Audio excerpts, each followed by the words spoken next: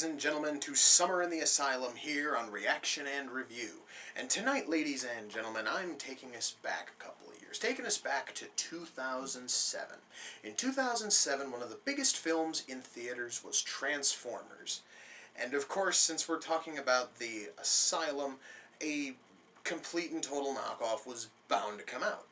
And in 2007, the Asylum unleashed upon the world Transmorphers. I'm looking at that title. That title sucks. I'm just going to say that right now. I mean, I completely understand that it's really hard to make a knockoff title that sounds similar to Transformers, but Transmorphers, really? Oh, god damn. Anyway, this film, oh, thank you God, the film only runs 85 minutes. So, this probably won't be that bad. Again, I'm saying that, and it's probably tempting fate. It's probably going to suck ass. But hey, who knows? Just maybe. I'm clicking on a couple of links and looking. Wait a minute. This film stars a former WWE diva. Oh, wow. So, I'm doing back-to-back movies which feature a wrestler in some capacity. The last film was Death Racers, and one of the stars of Death Racers is Raven. And on Transmorphers, at least one of the bigger name stars, at least big enough to be mentioned on the fucking Wikipedia article for the movie, is former WWE diva Amy Weber. At least I believe she's a former WWE diva. I really don't care because they're all fucking interchangeable nowadays anyway. Anywho, good God. So, I guess it's enough babbling. It's time to sit back and relax and hope for Transmorphers to at least be kind of decent. Wait a minute, wait. So this film's telling us that in 2009, only 2 years after the film came out, aliens visited Earth and shit happened. You know, a lot of films like to try to put a little gap in there. Like, maybe set it in, like, 2027 or something, just so that way the film doesn't look like complete cheap bullshit within 2 years. Okay, I just want to say this right now. This is some of the most stilted dialogue I have ever heard. It actually makes the scenes with the governor and his cabinet from fucking Death Racers seem almost natural. I never thought I'd say that. That's awful. Holy shit. I never thought it would be possible. But these fucking robots look even shittier than the ones that were in not in Transmorphers. I'm watching Transmorphers. Gladiformers. Yeah, these things look worse than those god-awful, like, PlayStation fucking 1 rendered robots from Gladiformers. I am dreading what else is coming.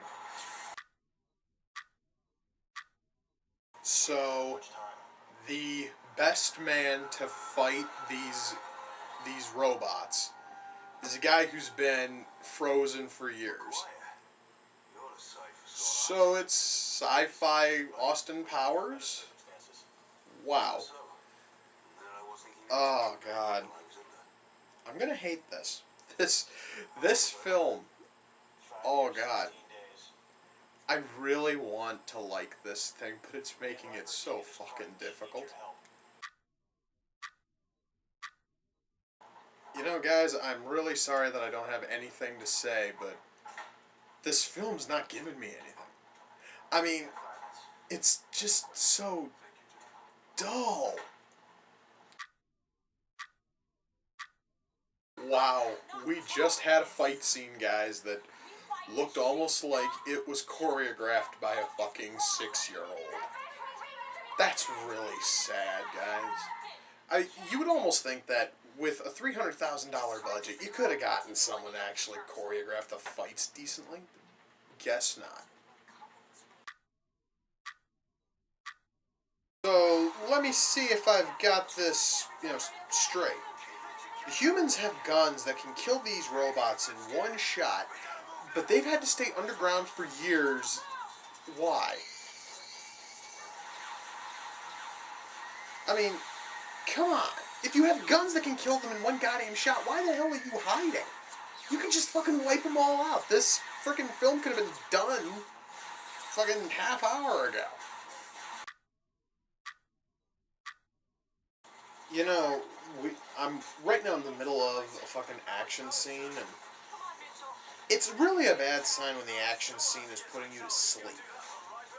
I swear to God, I am fighting back yawning. I'm trying to stay wide awake to finish watching this goddamn movie, but God, it is not making it easy.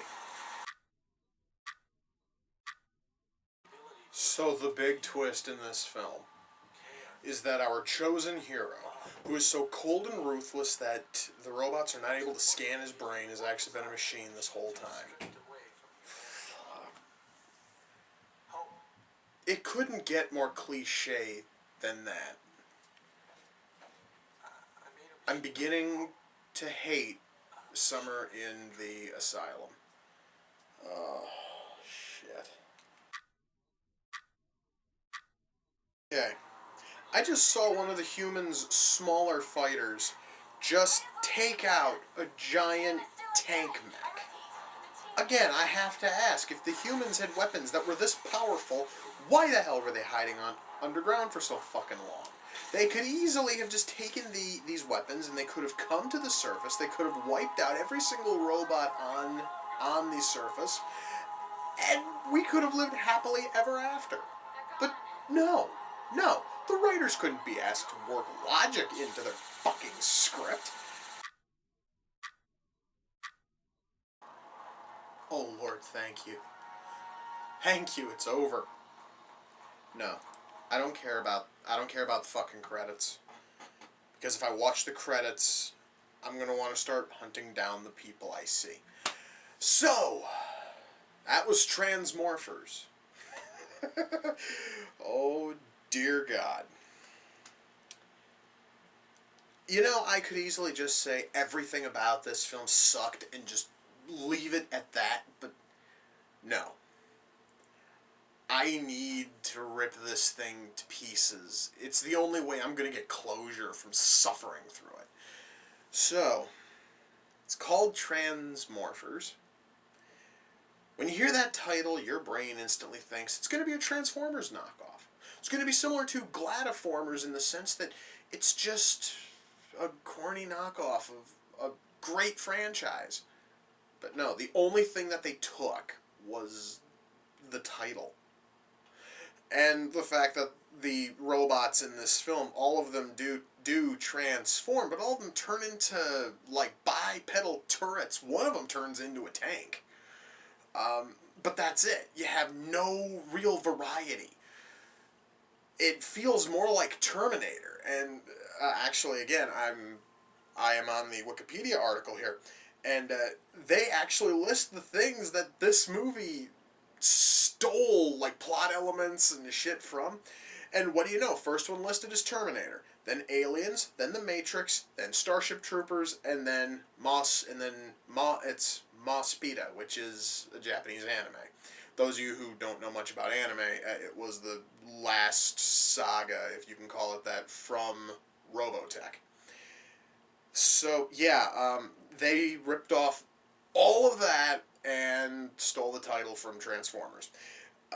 The saddest part is, before I get into any other problems with this film, it has a prequel. Before anyone asks, no.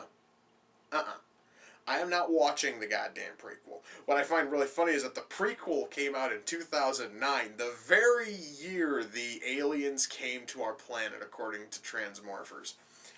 I just find that kind of humorous. Good fucking God, the writing.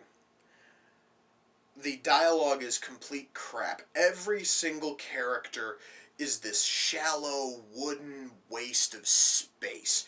Absolutely no one has any personality except the main character, who's a rebel, was tried for treason, was frozen for 5 years, and apparently is a robot. They do this because I don't know why. I guess they just needed to fill some sort of like a bullshit quota, and they're like, what if we make him a robot too? Oh God damn it. Oh boy, the acting. A lot of people talk about William Shatner, and they like to mock how Shatner acted in Star Trek. They usually just put a shit ton of like spaces in sentences where they're not needed. So they sound like they're talking like this. While Shatner might not have been that bad in Star Trek, the actors in this film are doing just that kind of acting. They all wait and pause at weird moments in their sentences. And it gets really irritating because they all sound like they're reading off of cue cards, poorly reading off of cue cards, sounding just like this with the cue cards 3 feet away. It's horrible, guys. It really is. The acting is just as wooden as the characters are. Oh my god, the special effects. I'm gonna give you guys a little tip as to how bad these special effects are, so that way you don't have to watch the movie. I'm gonna ask you to pause this video, which I know that sounds sort of familiar. Open up a new tab in whatever browser you're in, and go onto YouTube, do a search for Rise of the Robots cutscenes. Rise of the Robots was a video game released on the SNES, the Genesis, and every other video game system you could possibly imagine back in the early 90s. I want you to see how ugly and how horrible those cutscenes look. I also want you to look at how those robots are designed. Now, I want you to just imagine if those robots, unchanged and unaltered, were put into a live-action film in 2007, with the one lone difference being instead of being a little bit colorful, they've all been painted gunmetal gray. I just showed you how much effort they put into the special effects in this film. The props all look ridiculously flimsy and cheap. The fact of the matter is, guys, according to Wikipedia, and before anyone tells me about how Wikipedia is not a very trusting site, I'm going to use this just because it seems to make sense to me. According to this site, the film had a budget of $300,000. I didn't see a $300,000 movie. I did not just finish watching a film with a budget of $300,000. This fucking thing looks like it was made with a third of that. If even. Oh, Jesus, God. I never thought I'd say this. Kick-Assia had better special effects. Kick-Assia had better writing. Acting, Transmorphers gets the fucking nod there, but still, that's it. It's just, this film is an 85-minute torture test, guys. There's no way in hell anybody can sit down and watch this thing and genuinely enjoy it. Oh, fucking A. I'm done with this movie. I'm very happy. There's only one movie left in Summer in the Asylum. You know, I kind of was hoping that this would wind up a little bit like Turkeys from Turkey Month, where I at least found a couple of good ones out of the stagnant pile I was digging in. But here, I'm digging in a septic tank, hoping to find a fucking gem, and all I'm finding is more and more shit. But hey, who knows? Perhaps maybe the next film will actually be good. But we're going to have to wait until next time to find out. Until next time, ladies and gentlemen, take care, and I will see you all in the near future. Peace.